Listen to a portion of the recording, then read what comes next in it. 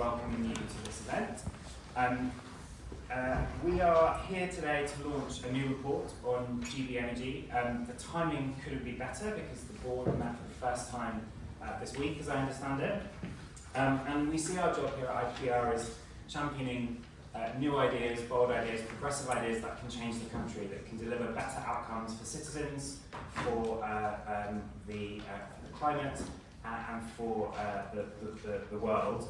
And GB Energy is absolutely one of those ideas that can deliver a better outcome for all of us. And we're here today to talk about what it's here to achieve, how it's going to do that, and how we reform the institutions of the British state to deliver on both net zero growth and energy security.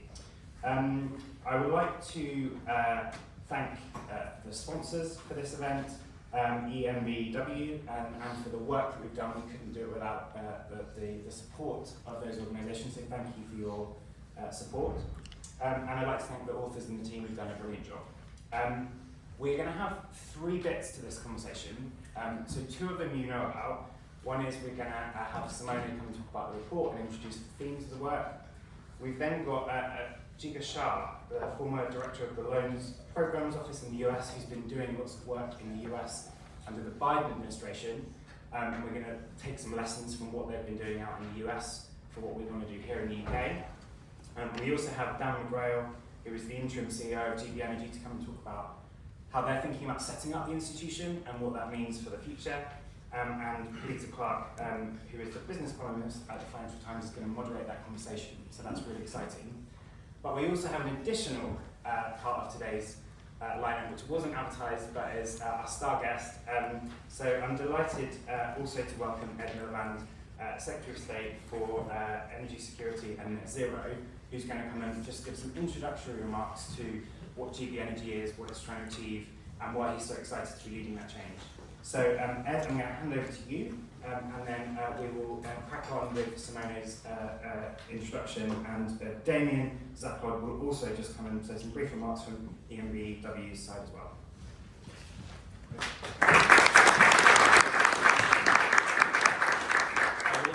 Harry, thanks so much. I am just the warm-up act here for your brilliant guests, and I just want to say a few thank yous just before I say a few words. Massive thanks to IPPR. You've had a massive influence on our thinking on issues of industrial policy, clean energy over the years. Harry, you are doing an absolutely outstanding job leading IPPR with intelligence, rigour and values. I'm just really grateful to you, grateful for your work on GB Energy. Thank you to EnBW. I had a formative experience about EnBW on a train with a representative from EnBW who's with us, and heard all about what they're doing. I love my conversations on trains. And whenever I think of EnBW, I think of our train journey together. And also, I just want to say just a brief word about who you've got talking to you later on, because I am genuinely the warm-up act. Kalita does an amazing job. The Financial Times has an article this morning that we should all be reading about the origins of the energy bills crisis. Dan is our star signing. He was at Renewables UK, Renewable UK, and I'm absolutely delighted he's the interim CEO of GB Energy. And God, if you haven't met Jigar Shah, you are in for a treat. Because when I was in Washington last year, and then a couple of years earlier, I had the privilege of going and meeting Jigar, and the work he did at the Loan Programs Office, the LPO, is incredibly inspiring and should really, really inspire us all. So, without further ado, I think we just make four brief introductory points, and then I'm going to leave you to the star panel that you've got. But first of all, net zero is the economic opportunity of the 21st century. That is, I think, the most important context for the discussions that we are having. And the CBI came out with an incredibly important report a couple of weeks ago saying the net zero economy grew 3 times faster than the economy as a whole last year, 10% additional employment, 15% higher wages than the average. There's been a long-standing issue in our country about creating the good jobs at good wages that people want to see. We haven't done enough of them. if we want to power growth in our economy, if we want to power good jobs in our economy, this is absolutely at the core of it, and we haven't done enough as a country. Denmark has almost 4 times as many renewable jobs per capita as Britain. We've been losing out in that race, and we've got to win that race, and that's what the government is determined to do.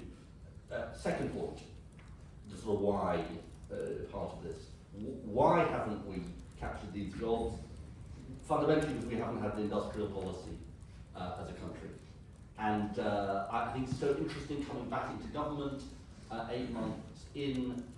My colleague Johnny Rose is doing an outstanding job in fashioning an industrial policy for the country, but it is a muscle memory that government has lost, and it is a muscle memory that government is regaining under his leadership. Now, it's important to sort of constitute this as to what are we talking about in terms of the role of the state in driving this industrial policy. Of course it is about framework, and of course it is about breaking down the barriers to private investment. But I think the lesson we have learned, and I've just come back from China, and this is a sort of global lesson, is that far from public investment crowding out private investment, as the old theory went, public investment can crowd in private investment. I think that's a sort of fundamental core insight of what we're talking about today, catalytic public investment and its role in partnering with the private sector, not to push the private sector out of the way, not to substitute for the private sector, but to draw in more private investment. And that is the basis of so much of what we've done as a government, setting up under Rachel Reeves the National Wealth Fund, Great British Energy, the Clean Industry bonus, perhaps people know less about this, which is rewarding UK manufacturing in the AR7, the contract of difference round that we have coming up. So, secondly, industrial policy is at the heart of what we're trying to do with GB Energy and catalytic public investment as part of that. Thirdly then, what about a publicly owned clean energy champion? Why GB Energy? And the answer is quite simple, which is that we looked at all the countries in Europe that were the winners in the global race for renewable jobs. And we reached a pretty clear conclusion, which is that every real European leader in this area that was getting the economic gains from clean energy had a national champion, a publicly owned national champion to some extent or another, whether it's Ørsted or Statkraft or Vattenfall or EDF. In fact, 9 out of 10 countries leading on zero carbon power in Europe have state-owned national champions, only one does not, Britain. And, you know, I think, and it really came home to me when I went to the largest wind farm, onshore wind farm in England and Wales, and it was owned by, it was like 1 year into my time as Shadow Energy Secretary, and it was owned by Vattenfall, and it's a Swedish company, I think 100% owned by the Swedish state, and I was like, well, why should Swedish taxpayers be able to reap the benefits of this wind farm, but British taxpayers are not able to? It doesn't make any sense, literally didn't make any sense. I was having this conversation in real time at the wind farm, and it just made me think, at that moment it made me think, well, hang on, why don't we have our own publicly owned energy generator, which can reap industrial policy benefits and financial benefits for Britain, as well as driving the clean energy transition, if you like, the 3 kind of motivations of what became GBE. And that is why we set up, that's why we announced Great British Energy in opposition, that's why we set it up. And you know, I have the privilege of meeting Dan and Jürgen Meyer, the chair of GB Energy, and hearing about the work they're doing. And it's so interesting, this. But Dan, I'm sure we'll talk about this. Because far from the private sector, I think initially there was some sort of sense in the private sector, well, what is this GB Energy thing going to do? What's its motivation going to be? Far from the private sector pushing GB Energy away, the opposite is true. The private sector is desperate to meet Jürgen and Dan and talk to them about how they can partner together. How can this catalytic public investment help to drive forward the clean energy transition? And it is incredibly exciting, and we're just, you know, we're obviously only 8 months in, institutions take time to set up, but we're in the foothills of what GB Energy is going to be able to achieve, what it's going to be able to achieve in Scotland and indeed across the United Kingdom, and I'm incredibly excited about this. last point I'll make is GB is part of a wider mission that we have as a government and as a department to use energy policy as a tool of economic justice. And you know, I take this incredibly seriously. It is about the economic situation that we have and about creating the good jobs that we need, but that's only part of it. GBE is going to be having its own local power plant, give local communities a stake in energy, community energy. You know, my motivation as a Secretary of State is, you know, every day I am thinking, well, how do we tackle this long-term existential issue that we face, the climate crisis, and how do we face these short-term, immediate crises that so many people face in their lives, which is the economic inequality that faces the country. That's been my motivation throughout my political career, and it's my motivation today, and I see it reflected in what GB Energy can do. Let me just sort of say one thing just then in conclusion. When I was chatting to Jigger just before we started, he said people in Europe seem quite cheerful, and people in Britain seem a bit gloomy. I wonder if that's a little national characteristic. No, it isn't. So look, I think this is really, really important. I think it's a really important point to end on, which is, you know, we know we face the net zero challenge, net zero issue faces challenges, not least from the sort of the kind of move to what I call the wacky races of the Conservative Party that we've seen in the last 24 hours. But we're going to win this argument. I'm absolutely convinced we're going to win this argument. And I was really interested, I was in the House of Commons yesterday just doing our departmental questions, and you know, we're going to win this argument because we're right in the sense of this is about energy security, this is about good jobs, and it's about tackling the climate crisis. And I think, and I always say this, you know, we're not just in the disaster avoidance business, we're in the better lives today business. And I think that's the kind of point I would end on, which is this is about the jobs that people are going to have in the years ahead. You know, I'm always struck, I've got this colleague, Anna Turley, a whip in Teesside, who is really a smart person, and she says, look, CCS is game-changing for Teesside in terms of the whole net zero debate. Because when people say, well, we're anti-net zero, I say, well, hang on, are you anti all these jobs that are about to be created here? And the politics of place is important. So, look, I'll end by saying this. We should feel optimistic. This is a big fight. It's a big fight nationally. It's a big fight globally. It's absolutely a fight we're going to win. I'm incredibly grateful to IPPR and the great panelists. You've got the work that think tanks do, the work that others in this room do is incredibly important in influencing our thinking. So I really hope you enjoy the session today. Thanks so much.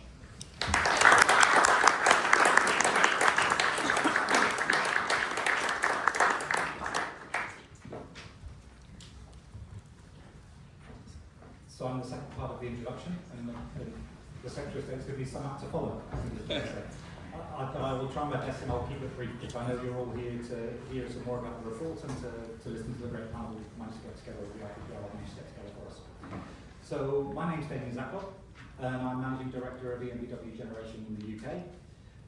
For those of you that don't know about us, we're one of Germany's largest energy companies. We're the fourth largest energy company, and we operate across Europe in onshore wind, but we also have distribution, transmission grids.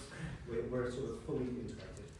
We have 28,000 people across Germany, and effectively we're 98% publicly owned, which is why we felt that sponsoring this report was such an important part of the puzzle for us. Here in the UK, we're a pure play offshore wind developer. In partnership with BP, we have 3 large offshore wind farms, which will provide power for up to 6 million homes. We will invest billions, more than 10 billion, in the UK supply chain and in green energy in the UK. So we're very much part of the foreign investment story, and as we say, you know, we're a publicly owned utility, and GB Energy is something that we think can be really transformative to the picture, and I think Ed there has talked about something. We're delighted to sponsor the report, and Simone and the team have done some fabulous work. and I look forward to him sharing with you the conclusions of the report shortly. What I didn't mention so far is, it's on the board here, we're 100 years, more than 100 years old as an organisation. I fear Dan won't get 100 years to try and emulate what we have, but good luck, Dan. I think from our perspective, there are sort of three key points to play into the GB Energy discussion. The first one is the importance of strategic outlook, and here what I talk about is we're going through a market shift with the energy transition, and often there's a chicken and egg. There are chicken and egg issues that need to be broken, and we have a very good example of that is EnBW. Baden-Württemberg, the home of our organisation, is one of the homes of the German automotive industry. And there was a huge sort of chicken and egg moment with that to say, okay, we have a very proud industry that understands the need to move to electric vehicles, but the infrastructure wasn't there to incentivise the consumer to move to electric vehicles. And therefore, we have made huge investments in electric vehicles. We're now the largest electric vehicle network distributor in Germany. And we really sort of say that as GB Energy, there are these transformative investments if we have to do that. Because obviously if you jump too early or if you have technology wrong, there will be some lost investments, but there is a role for GB Energy to play there. The second part is around bringing the people with you. We have our own, so our history has seen a lot of nuclear generation, where we closed the nuclear plants as part of the German policy debate. We're now moving to closing down our coal power plants. But we have made a very strong commitment to our people that we will do this without a single redundancy. So we're very committed to this, and obviously with GB Energy being based in Aberdeen, this is a large part of the picture. How do we make sure that this is a just transition for the people? It's a little easier at the company level, so again, Dan, your challenge is a little bigger with a national issue, but I would say, from our perspective, it's really important that we try and make sure that we bring the people with us.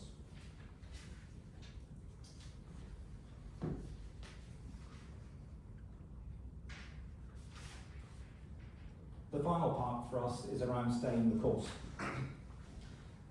Our ownership, share price and strategy has remained very stable through what has been a very difficult period with the energy transition and now what we see with the politics. That stability has been an essential criteria for our success, and we will continue our success. Between now and the end of the decade, we will invest 40 billion in the energy transition. This is double our current market capitalisation, so it's a huge step that we will take in committing to the energy transition, and a decent chunk of that is planned with our offshore wind farms here in the UK. But the rest of the world is a little less stable right now. As Ed has alluded to, the US administration seems to be moving back towards drill, baby, drill. We have a lot of anti-net zero voices, and yesterday's speech is just an example of the debate and the fracturing that we're seeing of this coalition. So, although there's turbulence on the horizon, on the near horizon, as Ed has said, I think we win this debate for the energy transition. We will be successful, and that's why GB Energy needs to look not just at the next 5 years of the electoral cycle, but to post-2030 and beyond. So all of my final words here are really around, from an EnBW perspective, we're very supportive of the aims of GB Energy. We're invested in the outcomes, and we're ready to continue to be a constructive partner on this debate, so we really welcome that. There is a win-win here, but the devil is in the details, so it will be the implementation that's the major challenge. And I think with that, I now get out of the way, the sponsor is done, and now we can pass over to the interesting part of the session.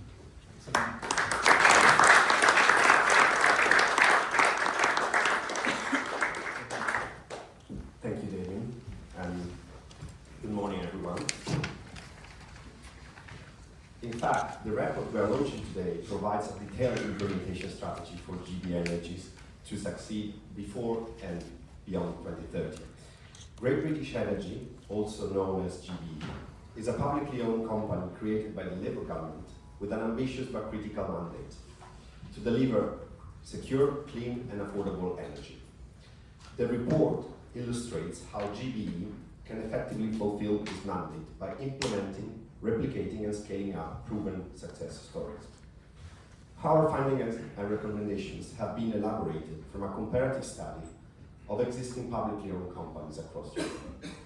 including EDF, Vattenfall, Enel, and obviously EnBW and many others. In their countries of origin, these are the largest players in electricity generation, with national shares ranging between 18 and 74%. They also typically operate in distribution and supply, making them systemic players within their national electricity system. While GBE remains unique as a startup organization, it should eventually aim to become a similar systemic player, ending the UK's exceptional status as a country without a publicly owned domestic champion in the electricity sector, as the Secretary of State was mentioned before. However, GB Energy could begin making a tangible impact on clean energy generation and bill reduction already in the coming years. This will be possible, we argue, if GB Energy is allowed to invest the originally pledged amount of this financial resources within the next 5 years, but also if GBE adopts a functional operating model and governance structure from the outset.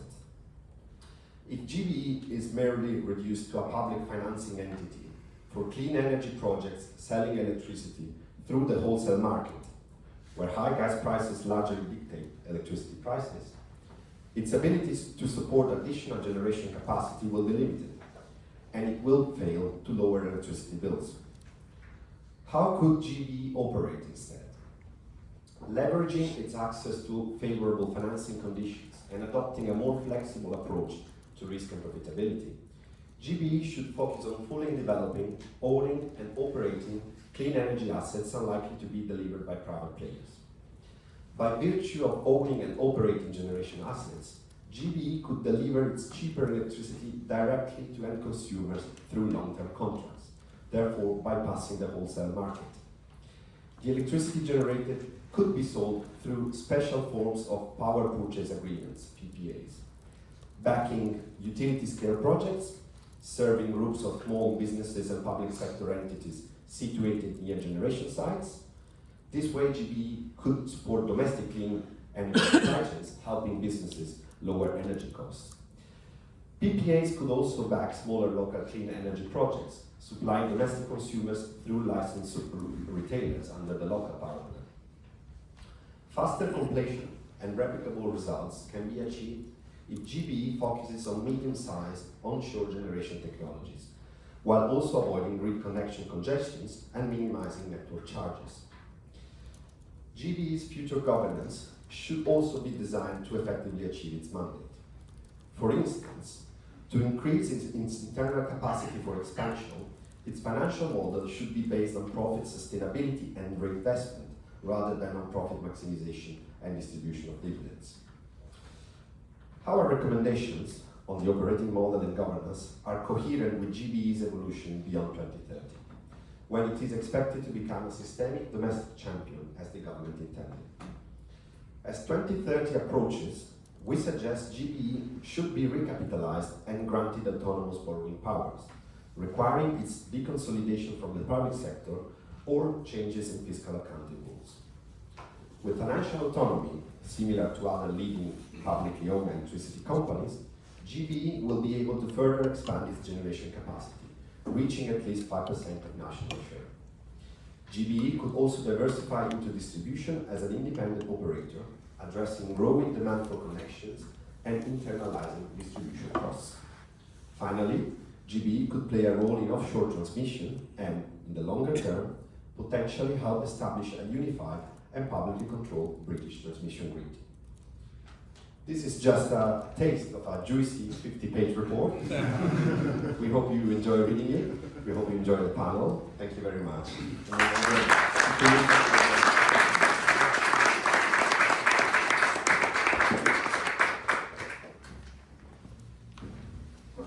Thanks so much, Simone. I would like to invite my two guests up to the stage, please.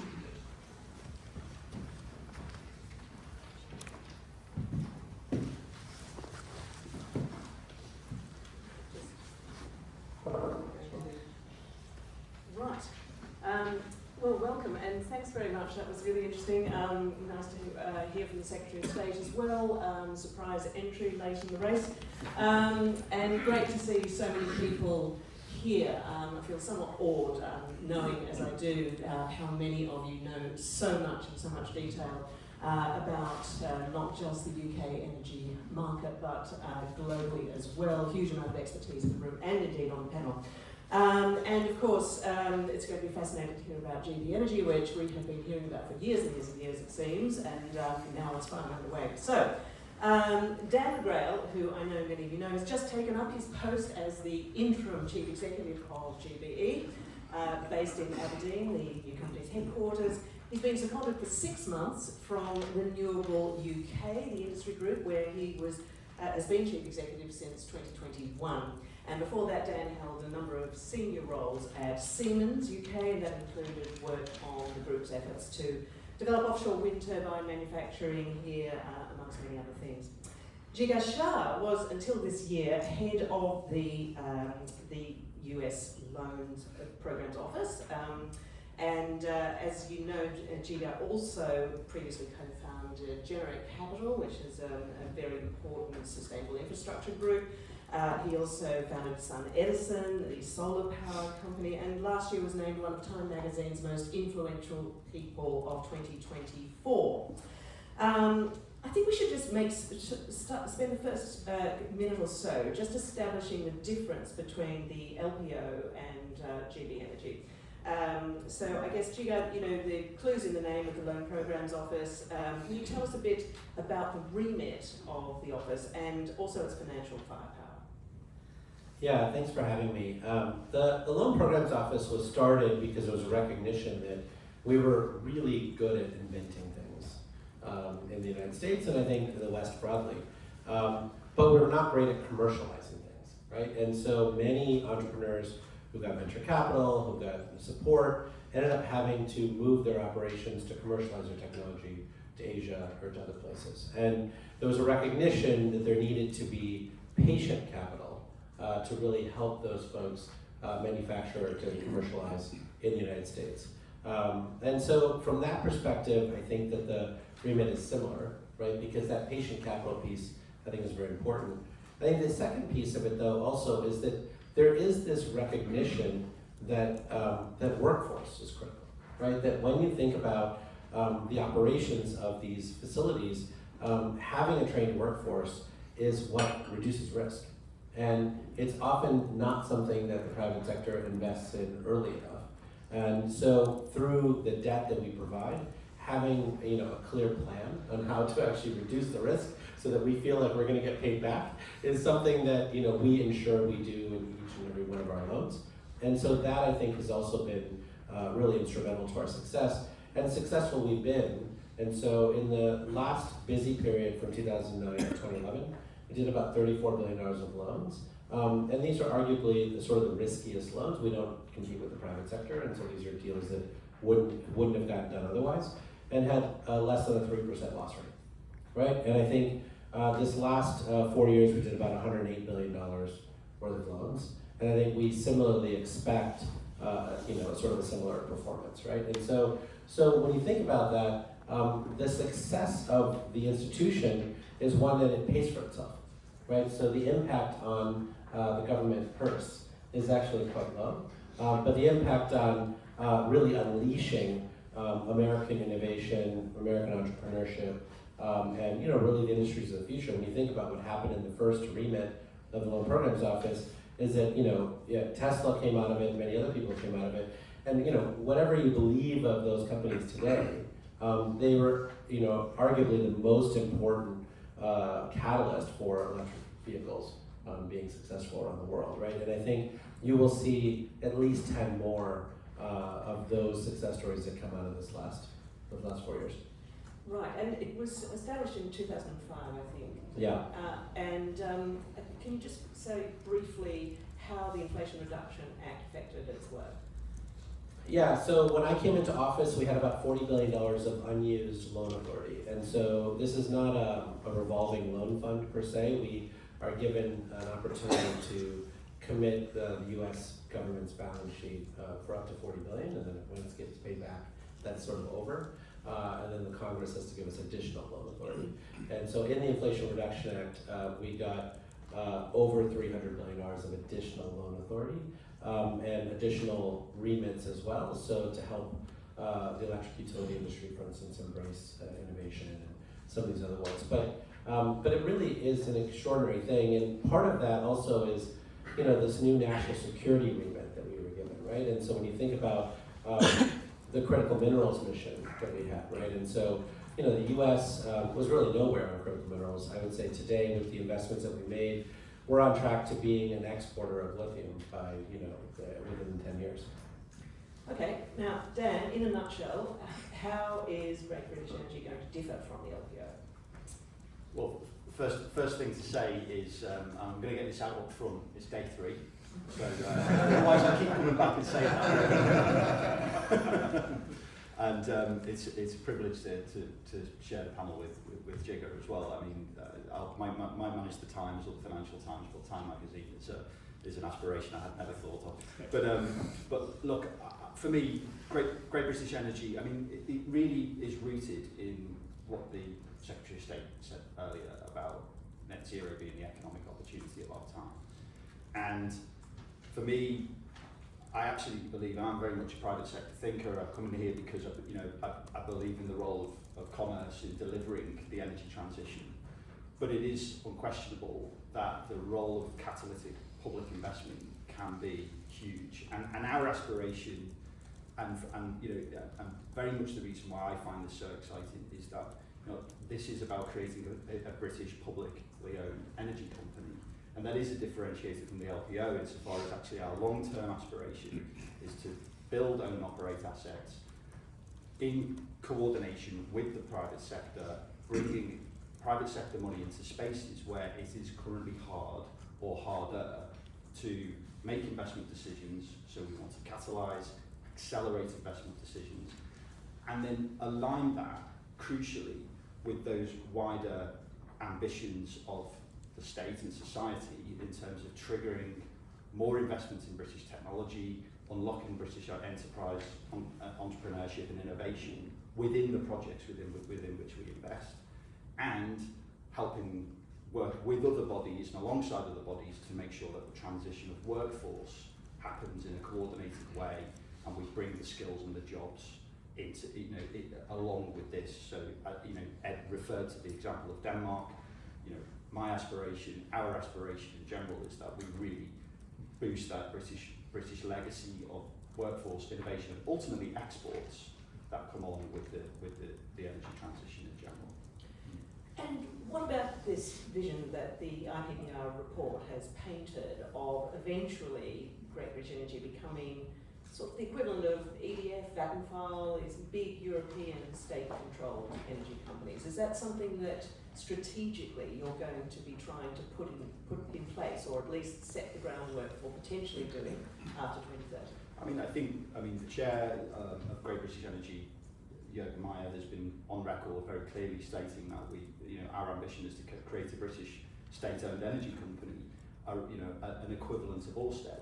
But as the report points out, I mean, Ørsted in the UK today is one of the biggest, if not the biggest, generator of renewable electricity, but it's 4.4% of the generation in the UK, and they've been at it for 20 years. So whilst and we have this ambition, we also recognise that this is a long-term infrastructure play, and it will take time to get there. However, I also want to point out and bring out up front the role of the local power plan within Great British Energy strategy. So that is an area where ultimately we'd aspire to move faster, because local power, community-led power generation, and actually onshore renewables are cheap, they're scalable, and there's something that there are market failures around, that if we can be more interventionist from the centre and from GB Energy, then we can bring the scale to these types of applications. So, I think, in the long term, the ambition very much excites me to create a British energy company. It will take time.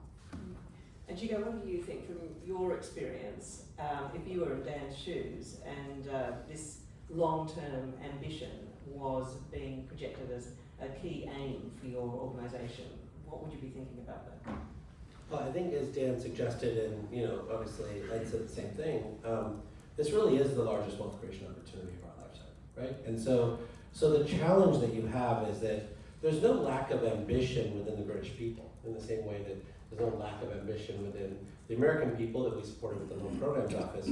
But the challenge is that that ambition has to be tied to early investment, right? And so if somebody wants to improve their community and build a community energy system, if somebody wants to improve their community and build an offshore wind farm or figure out some other incredible way to maintain energy abundance, right? And let's be clear that we're trying to get to abundance, right? We're not there now because a Russian dictator decided to, deny access to 5% of global gas. Then, you need to make sure that all of those people have the resources to match their ambition, right? And even if 50% of them fail, the money that you make off the other 50% that succeed, right, more than pays for that investment. And so you're in this place where you're being asked to invest in the British people, right? That is not a bad place to be, right? That is not a bad place to be, to help those amongst you who are the most excited, the most ambitious, the most believing that the technology that we invented 25, 30, 40 years ago, right, can actually rise to the occasion now at this moment of real national security and energy security. I mean, that's a great job to be in. I want to ask both of you about a story that appeared in a very reputable newspaper, the Financial Times, the other day, that the government has drawn up plans to look at cutting the funding for GB Energy. And in fact, one option being considered by Treasury is cutting the £3.3 billion that had been earmarked to fund these low-interest loans for local authorities for projects like solar panels on roofs and shared ownership wind projects. Dan, first up, how much of a blow is it going to be to you if that is going to occur?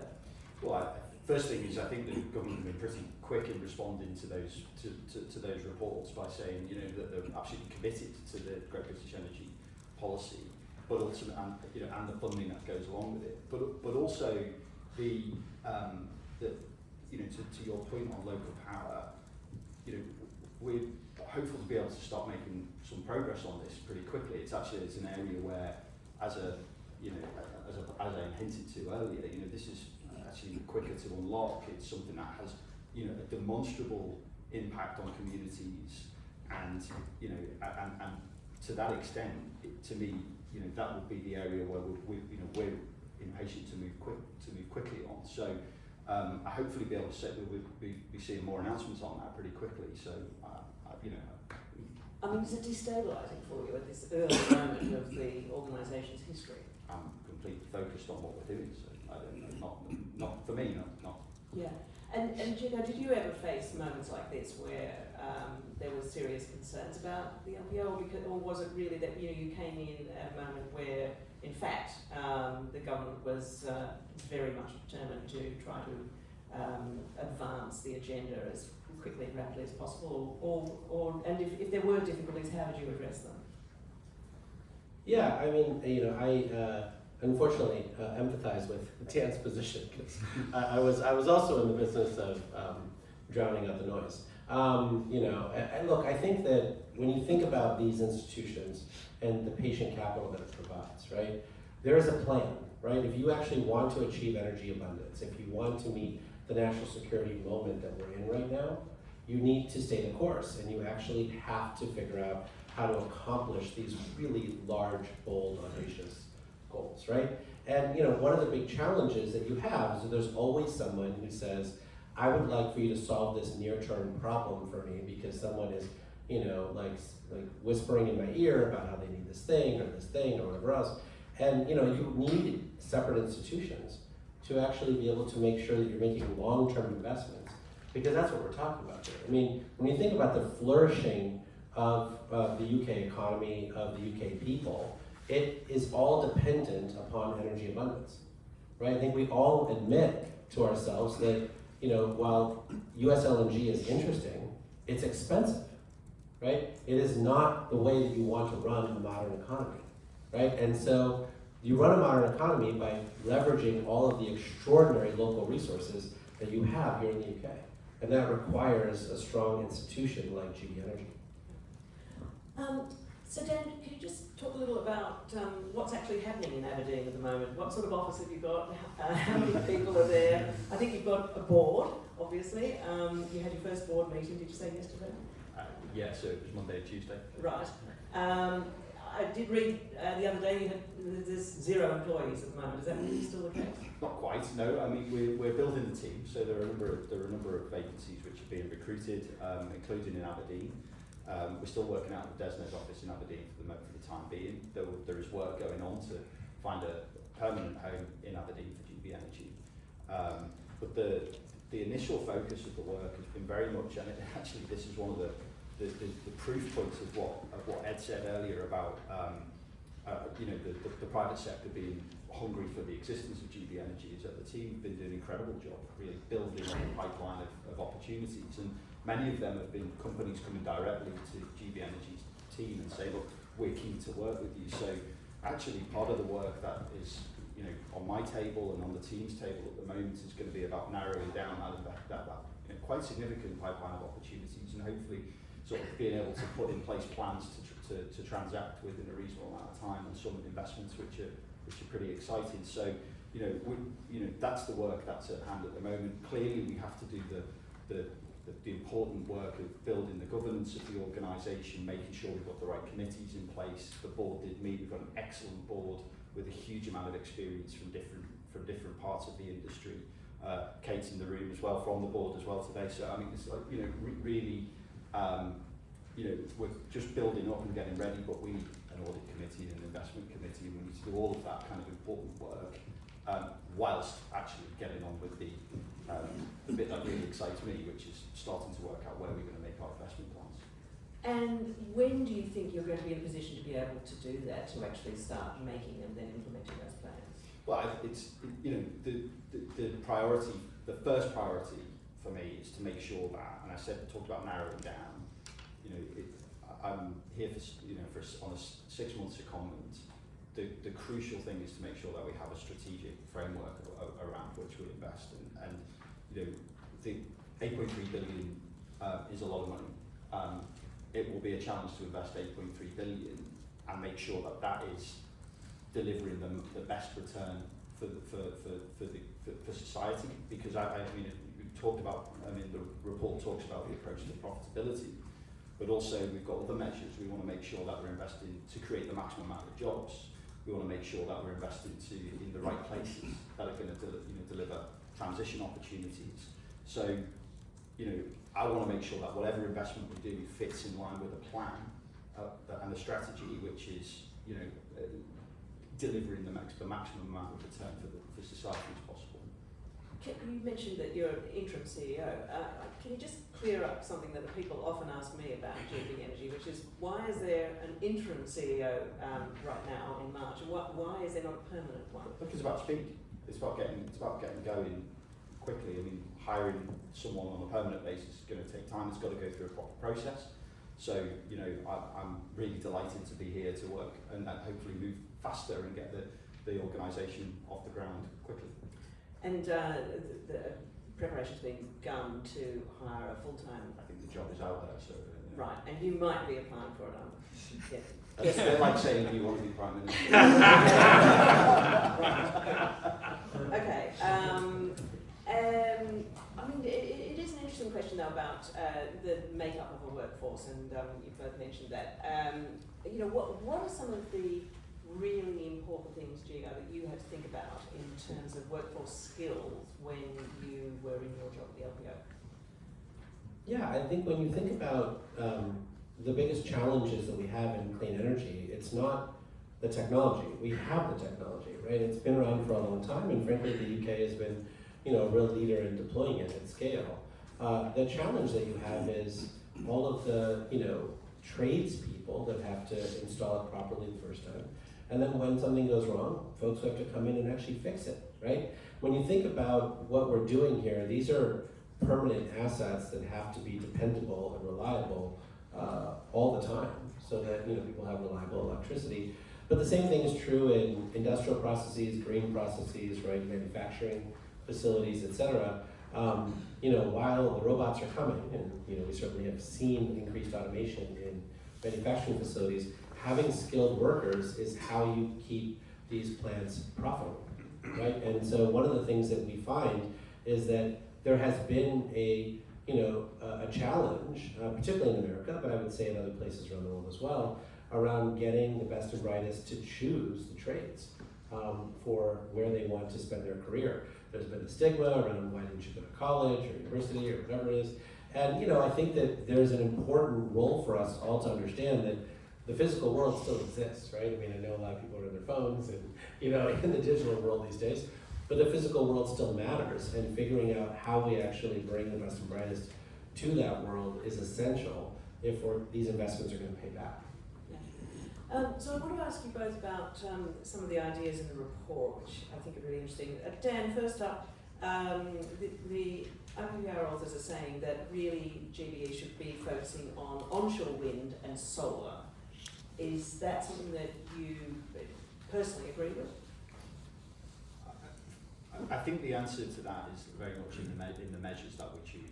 So, if the answer is about going fast, or if the answer is about cost, then I think the report sets out some pretty clear conclusions there.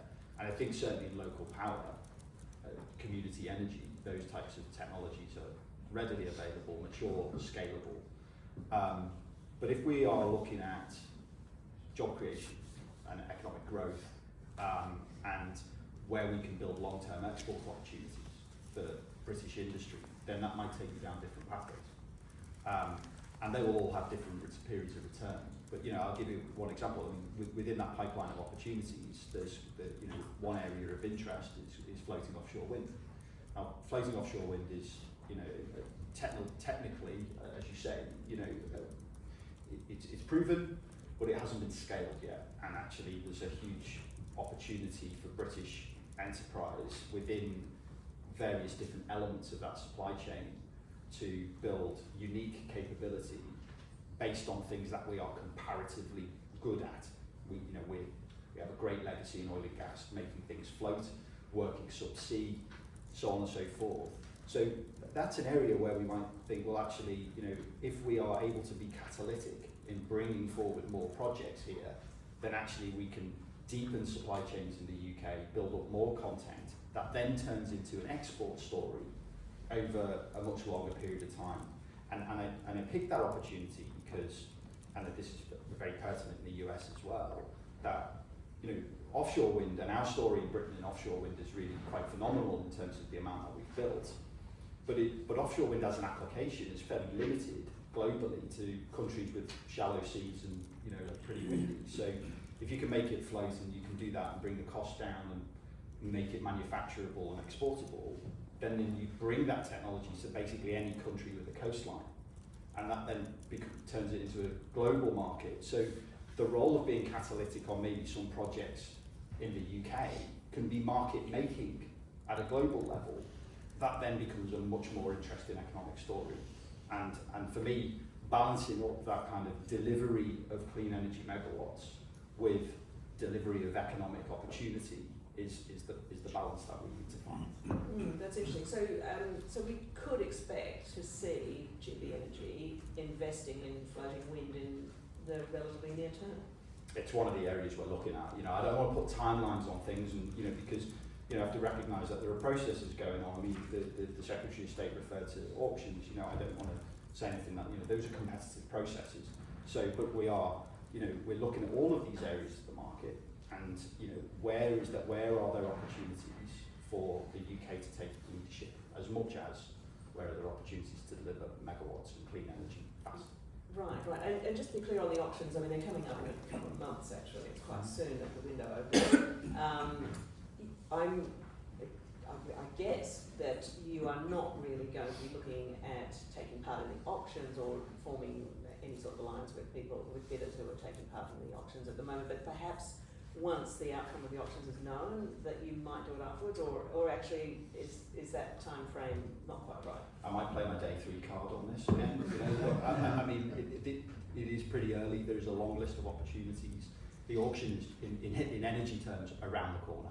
So we've got to be realistic. But we are, we're looking at a long-term pipeline of opportunities, and those short-term questions are not for right now. And you know that this tension between really rapid deployment and long-term job creation, did you feel that yourself at the LPO or not so much?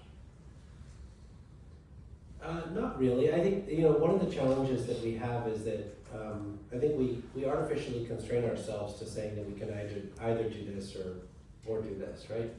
I think there has to be a portfolio construction. So you can imagine in the US we invested in the Vogtle nuclear plant, which took a little longer to bring online than people thought, but that tied up cash, and obviously, but now it's up and running, and there's now a renaissance of nuclear in the United States, which is fantastic to see.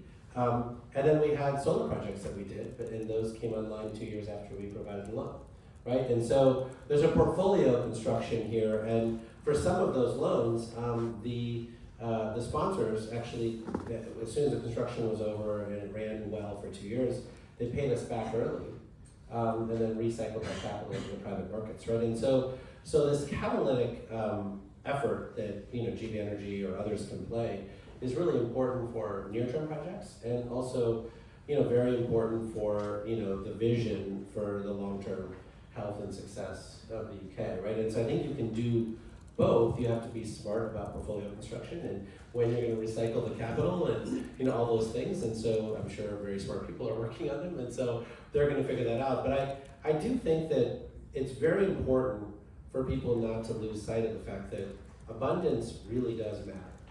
And I feel like for whatever reason we've lost our focus on abundance, right? I think when you think about where the UK is right now, and Ed's leadership, frankly, in 2008, right? I mean, the UK electricity markets are, some of the most interesting and progressive markets in the world. The transactive energy and flexible energy that the UK traffics in is unlocking a huge amount of the latent potential in the grid. All of those things are still nascent, right? They all need to be 10 times larger than they are today. And that will actually create way more abundance, right? And that reduces bills, it does all of these things, and that is right within our grasp. I mean, when you think about just how much of a shock to the system a Russian dictator was, 2 years ago, right? You could imagine returning back to abundance actually quite quickly if we really set our mind to it.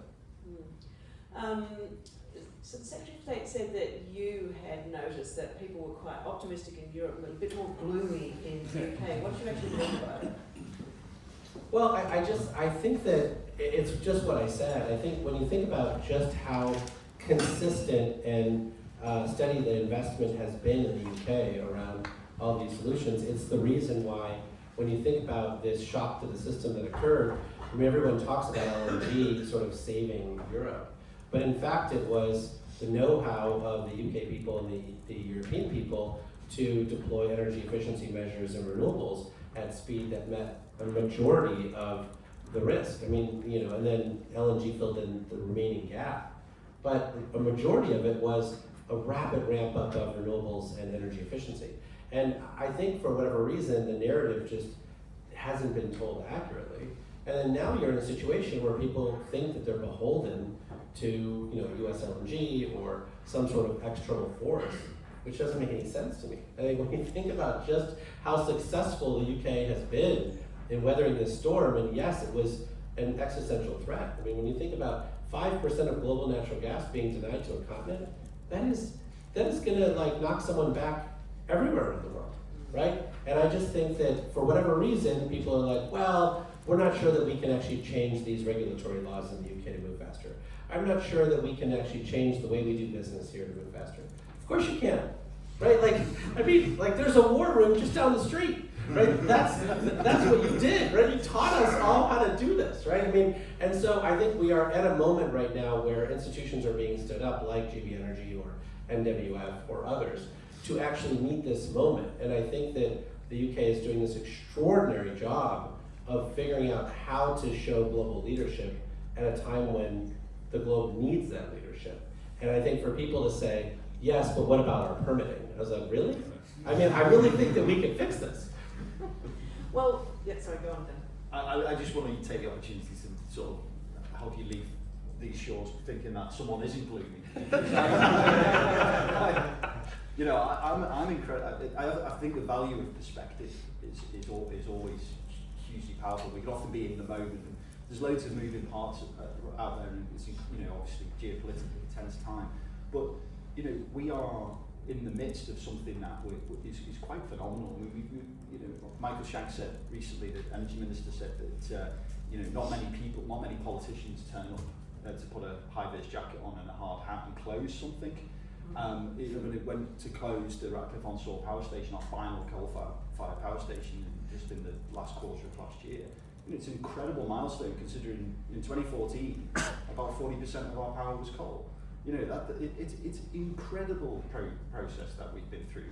We engineered that, we delivered it. We had the foresight to think about it. And yes, we can sometimes lament that we didn't get more supply chain or we didn't do this, but honestly, the leadership that this country has shown, and it's really important to me that GB Energy isn't just about one political view, but ultimately that it's been delivered through multiple governments over the last couple of decades, is a standout achievement in European and global context, and we should just keep firing on all cylinders in that regard. I mean, we do have to recognise, though, that we are in a world where the President of the United States is basically saying to Europe, you know, buy more of our LNG, buy more gas, drill baby drill, don't believe that climate change is a priority. We want to maintain, you know, we want to get back to maintaining the fossil fuel era. And here in this country, just yesterday, we've seen, you know, really an interesting rollback and on the part of the Conservative Party leader on this long-term bipartisan approach that there has been to net zero and decarbonisation. I mean, you know, isn't the reality that we live in a world where both of your jobs are just much harder than they were 6 months ago? I mean, I would suggest the opposite, right? I think when you think about just how motivated Europe and the UK are today, you know, it's astonishing really to see, but also not just Europe and the UK, but also China, right? And when you think about, you know, most of the growth in oil consumption over the last 2 decades has been China. China is now has zero, you know, growth in oil consumption growth, and in fact is expecting to come down over the next 10 years. And this is their own 5-year plan, right? So, and they generally, you know, hit those marks. And you're seeing this across the world, right? So, you know, people are deciding to use local energy resources, right? They are no longer wanting to be dependent on molecules that travel around the world on ships, right? India is saying the same thing, right? They're saying, like, we spend $167 billion a year importing fossil fuels. That is money that we can't spend on AI. We can't spend on manufacturing productivity improvement. We can't spend on local job creation. And so they have committed themselves to electric vehicles, they've committed themselves to nuclear power, they've committed themselves to all these things. You see the same thing in Brazil, you see the same thing in South Africa. I mean, I think that in general, what's happening out of the current geopolitical moment is that people are recognizing that all of these solutions that they have been treating as fragile or as, you know, sort of optional, right, for the last 20 years are now ascendant, right? I mean, just to give you one stat, pre-COVID, the amount of investment in clean energy was a little bit less than the amount of investment in global fossil fuel supply chains on an annual basis. Today, last year it was $2.1 trillion in clean energy and only $1 trillion in fossil, right? And that number is diverging in a huge way. You know who knows that? Every banker that lives here, right? Every law firm that lives here. If you want to become a law firm partner, you become an expert in clean energy, right? And so, like, I just think that we're missing the fact that this move to local, right, while it had a temporary blip in an increase in coal, is actually a move to clean energy. And you're seeing that around the world, including in the UK. I think about 800 million of the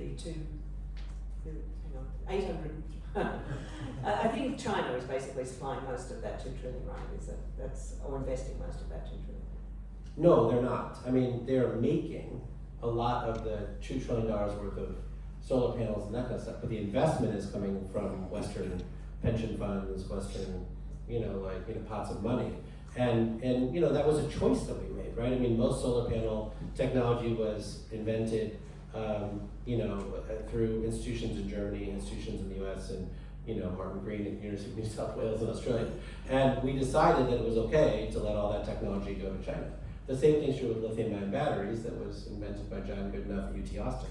And so I think when you think about the role that innovation has played, you know, in the institutions that created most of that innovation, we just decided that we didn't want the supply chain, that we didn't want a manufacturer, that we weren't good enough for it, and that we were going to let some other country do it, right? I think today we have decided on a different course, right? And industrial strategy is a part of the way that different course gets realized.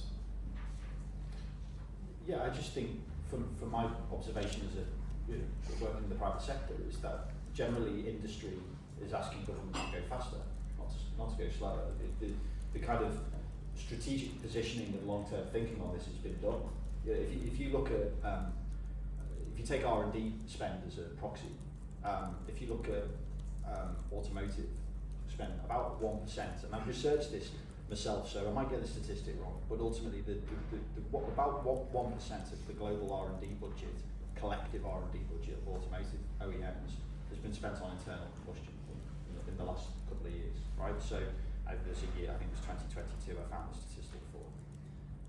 Well, that tells you that if you know 10 years from now, and what they're spending it on is electrification, autonomous vehicles, and digitalisation.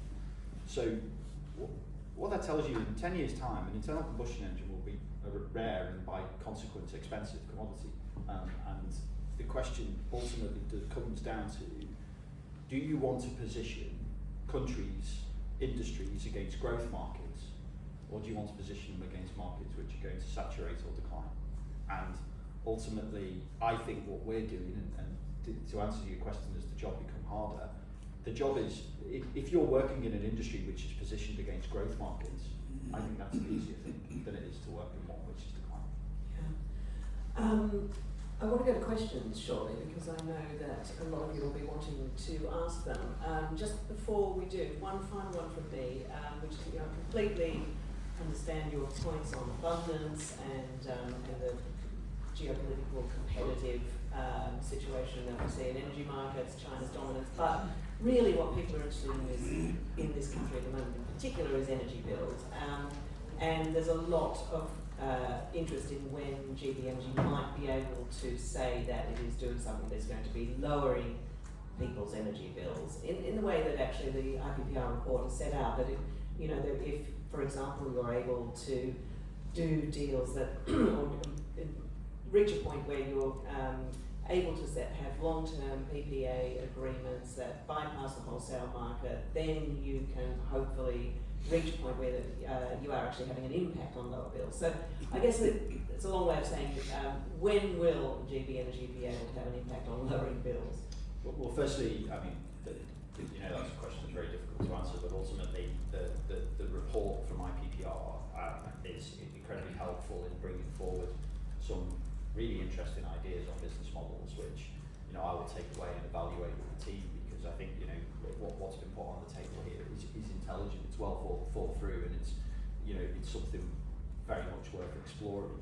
The topic of industrial and commercial energy prices in the UK is an area where we need to think quickly about how we can do something about that, because this goes right to not just about energy bills, but it's a wider competitiveness of the UK economy. But I'm optimistic that we will have things to be said pretty quick on how we can start to demonstrate ideas and investments which will be interesting in that regard. Great. Questions? We have a microphone here. If you could just identify yourself as you ask a question, Jennifer in the front row. Good morning, it's Adam Vaughan from The Times. Sorry, both my questions are for Dan. What are the things you'll invest in that will bring down energy bills by hundreds of pounds? Floating wind is, very welcome, but it's not cheap yet, so I don't see how it's going to bring down bills. So it feels like that's one of your sort of irreconcilable problems. And the second question is, Ed talked about Vattenfall-owned onshore wind farm in the UK, and you've talked about an export story. Will we see a GB Energy-owned floating wind farm off Sweden or something similar in the next decade? Day 3. Look, thanks Adam for the question, it's a good one. The first thing I want to say is that bringing down energy bills is not the job of one actor, it's the job of multiple actors. And so I really want to make sure, and I will be robust on this throughout, that GB Energy's, it is definitely one of GB Energy's sort of responsibilities and part of, aims is to drive down energy bills and act in accelerating the energy transition ultimately to be able to do that. And Jigger has sort of very eloquently pointed out that abundance and the fact that bringing more clean energy megawatts onto the grid is the ultimate pathway to doing that. But our ambitions around local power and looking at these the opportunities set out within the report are areas that we will explore for doing that. Whether we are building wind farms in other countries is, I think, for a question for let's do what we've got to do now well and do it right, and then we'll explore what we do in the future when we cross that bridge. So no, wrong question too. Wouldn't rule it out, I think. Is that what you're saying? Rule it out. Can I add one question answer to this? I think abundance is defined by supply and demand, right? And I think one of the big challenges that you have in the UK, but also the US and lots of other places, is that we actually have a lot of supply. Sometimes it can't get to where the demand is, right? And that's why the ascendance of virtual power plants, battery storage, and these kinds of things are near-term solutions that people are deploying over the next 24 months to get back to abundance. And so that's unlikely to be GB Energy. It's probably another actor that does that. But you're seeing just gargantuan amounts of battery storage being deployed now around the world because it really just makes the existing electricity system far more efficient to run. I thought they were keen on batteries. You are keen on batteries, aren't you? I assume you've had meetings or calls or expressions of interest already from a number of battery people. All of the above. Yeah. Okay. Let's take the lady in black at the back, and then the gentleman in the brown jumper. So actually, let's let's take both of you in turn. Yes. Hi, Shona with Energy UK. I just had a question. We've been talking a lot about people, we've talked about bills, we've talked about jobs. But I was wondering, Dan, if you see GB Energy having a role for communicating the story of the transition to the people, maybe more of a comms campaign style role, just as we kind of see the growth of this net zero being a wedge issue, and especially as we approach local elections in Scotland and Wales election next year, just thinking if there was a space for GB Energy to come into that as well as investing in the energy infrastructure around the country. Let's just take a couple before we go back to our speakers. Yes. Hannah Davis from Energy Voice at PC Thompson. So my question is also to Dan, who recently spoke to my colleague Michael. So my first question is, you mentioned there that you're interested in investing in floating offshore wind. One of the questions was, would you be looking to invest in the next allocation round? So my question is, one of the last recipients of SEFD floating offshore wind is Greenvolt. So could Greenvolt be a potential, given that in process of reaching FID, potential investee of GB Energy? Well, unsurprisingly, I'm not going to comment on specific projects because and that's just a general remark. We're a business, I think, so we have to be very careful about that. And we are in very early stages of developing the pipeline of opportunities. There's a long pipeline of opportunities, and the first job we've got to do is narrow down that pipeline. So that's sort of point number one. To the question on communications, look, I think we do have a role to communicate the opportunity of net zero to society, and we are a company, so we will act with the interests of the company, but we are a company which is owned by the state, and therefore we want to be able to play a role in actually celebrating what could be an incredibly important opportunity for communities, for job creation and for industry in general. So I think there is a role there. What that role is yet, I'm not sure. one thing I would just add on the comm side is that the interesting thing about this moment is that innovators have miniaturized infrastructure. So today you can power all of the UK with a whole bunch of solar panels and battery storage in people's houses, right? And exporting things and warehouses, et cetera. And so you're in this interesting place where people are used to not thinking about their energy. They're used to having some other group sort of do it all for them.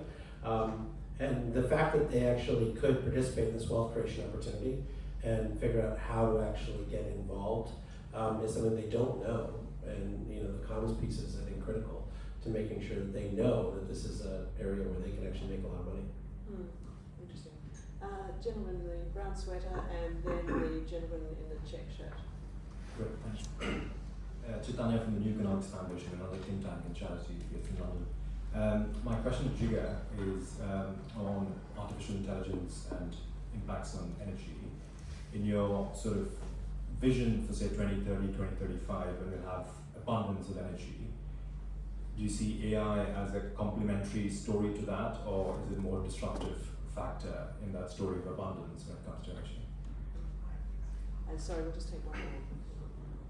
Thanks. Sean Spears from Green Alliance. Another question to Jigar. I just wondered how the LPO is surviving in current times, whether it's still got a degree of bipartisan support. Clearly, you said it was set up under George Bush, I think, and funded Tesla, so thanks for that. How do you think that? You can read that both ways these days. Yes, okay. I mean, I guess what I'd say is that when looking at technology, it obviously can be used in many different ways, right? One way that it can be used. So in the U.S., for instance, there are two companies that I've been following recently that can take an interconnection study and change it from 2 years to 4 minutes. That seems pretty cool. And they also can do the same on the load interconnection queue, right? So when you're expanding your warehouse because of all this great supply chain investment that's coming, sometimes the utility can't upgrade your service right away. They also can solve that in 4 minutes by using unstructured data that the utility already has, but can't structure in a way to make a quick decision. And even if the answer is no, they can actually give you an answer that's no, but if you add 1 megawatt of battery at your facility to make sure you can offset your load 50 hours a year, then we can say yes, right? And so you're in a place now where AI can really make abundance happen far faster than it otherwise would. Now, whether the culture of the electric utility industry, et cetera, will let them implement these solutions next week, we'll see, right? But I do think there are solutions by which abundance occurs faster using AI. I think that on the future of the LPO, look, the way this stuff works is, at least in the US, but I think also around the world, is that entrepreneurs will not be denied, right? So if the US suddenly doesn't become an extraordinary place to scale up your technologies, I would be hopeful that the UK and the EU would be reaching out their hand to bring them over here, right? And so I do think we're in this place where we have inspired hundreds and hundreds of companies that have raised, each one of them probably over $250 million at their corporate, to get to the point where they can commercialize their technology. Many of them are sitting in the queue in the loan programs office waiting to be processed and provided a loan. If the current administration decides not to serve them in a timely fashion, they will have to look elsewhere to commercialize their technology, and I'm hopeful the UK sees that as an opportunity. I did try to see if the hand of Doge had reached hard into the LPO, but I couldn't see anything on it. Do you know? They have not, and largely it's because I think there's hope within the administration today that the Loan Programs Office, which still has $300 billion of unused loan authority, will be essential to scaling up nuclear power, carbon capture, and other technologies that I think they want to see scaled up. But I think giving people a clear pathway to getting access to that money is not something they've done yet. Interesting. Okay, we'll see your hands. Let's go, the two ladies in the back row there, and then the lady in the back row there. We'll take three at once. Thank you. Olivia Harris from the Capture and Storage Association. The Secretary of State's comments at the beginning about the role of an industrial strategy being absolutely key to driving where we're going in the UK. How much will what's in the industrial strategy, influence where GB Energy puts its investments? Right. Hi, I'm Sophie English from Aviva. So my question is around the fact that there's a lot of policy change in the power sector at the minute, and GB Energy will have a lot of interactions with on-the-ground developers and investors. So I just wanted to ask, what kind of role do you envisage GB Energy having in terms of feeding back those insights to central government, and what role do you see in potentially helping to develop those solutions that will help to unpick policy barriers to deployment at scale?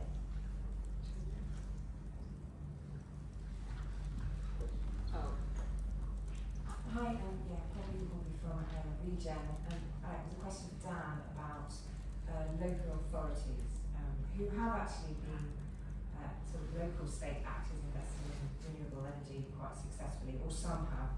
So it's great to hear that you would be thinking about them as sort of partners. But I was just wondering what support you think local authorities and local government might be needing from GB Energy to, I guess, scale up their ambitions in this space.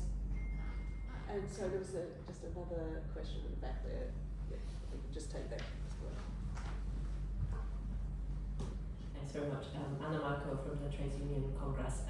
My question is to both of you about kind of securing the longer term future of GB Energy. So we've talked about the things that they might do quickly, like offering power purchase agreements to bring down bills, or it might be making soon decisions about patient capital in lots of different technologies.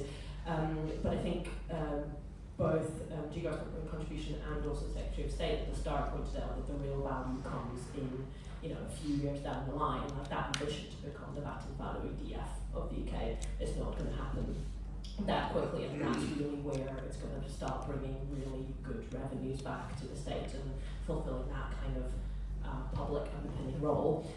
So my question is, what do we need to do now in order to underpin that future role, that future strategy? What do we need to do now so that GB is still exists and is still growing 10 years down the line? Right, good questions. Several went to you, Dan. First of all, on that last one, actually to both of you, I mean, what can be done to convince Treasury and others that this long-term future is assured? I mean, I think this comes down to the hard work of having a really clear, concise, communicable strategy, and that has got investment priorities which are aligned with the country's priorities. And I know that's probably kind of a boring answer, but we then have to be able to demonstrate progress alongside that. So during the course of this Parliament, there have to be results which are demonstrable that the shareholder can see and I mean the shareholder is the British public, can see it delivering results. And I think having a pathway, a medium-term pathway, so it's not just about what you've accomplished in that time, but a plan forward that is really, is well understood and is exciting and is impactful. That's going to be the most important thing. I also think, this doesn't need to be, ultimately something that is political, because ultimately we're talking about creating lots of jobs in places where we really want to see transition happen and where we want to be impactful. So the delivery of economic opportunity is really important here as well. So that's certainly my ambition. Well, I mean, I think, as I said before, right, I mean, and I think Dan suggested that GB Energy is within an entire sort of ecosystem of players. I think the response to the Ukraine conflict was, quite swift and, I think ongoing. I do think that there's a recognition, hopefully by, many that response needs to continue, right? I mean, that if you want to get to energy abundance, then people need to be doing those activities at scale today, and that's how you get to that abundance level. We don't have a lack of equipment to install, we don't have a lack of technology, we certainly don't have a lack of people who are enthusiastic about it happening faster, but I do think that there is a lack of ambition in general around the fact that this is possible. Not only possible, but is likely the only way that this occurs. And Dan, what about the existing carbon capture and storage industrial strategy? Is presumably you can't ignore that. You've got to take that into account, or how will you think about it? Well, I think industrial strategy, and to Olivia's question, I mean, industrial strategy is going to be a really important part of the equation. I mean, as you say, we fit within an ecosystem, but I also think industrial strategy is most effective if it's not too binary. It's going to move and evolve over time. It's going to have to be agile to reflect things that happen over during the course of the Parliament, but ultimately it wants to be framed around certain sectors, and undoubtedly clean energy is one of the sectors that the business secretary has been very clear that is within the modern industrial strategy, and to me GB Energy fits absolutely hand in glove within that kind of structure. Okay.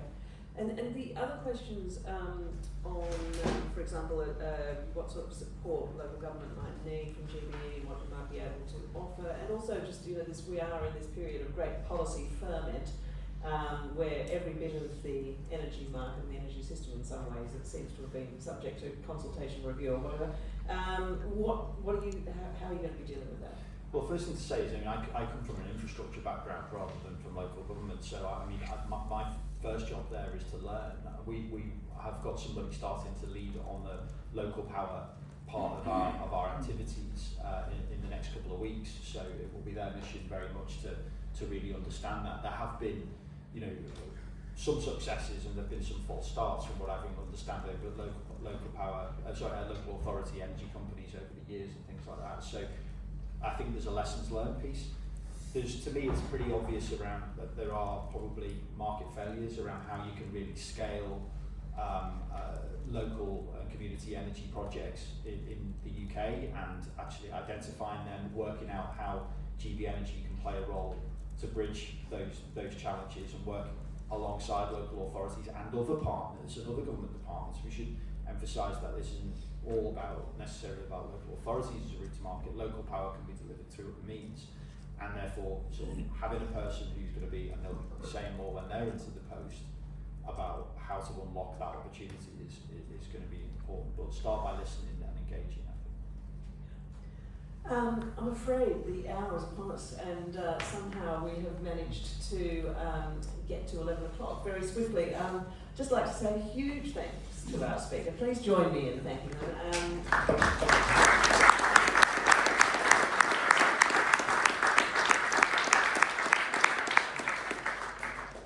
Really interesting conversation, and thank you to IPPR for putting on this excellent event, and of course to EnBW for sponsoring.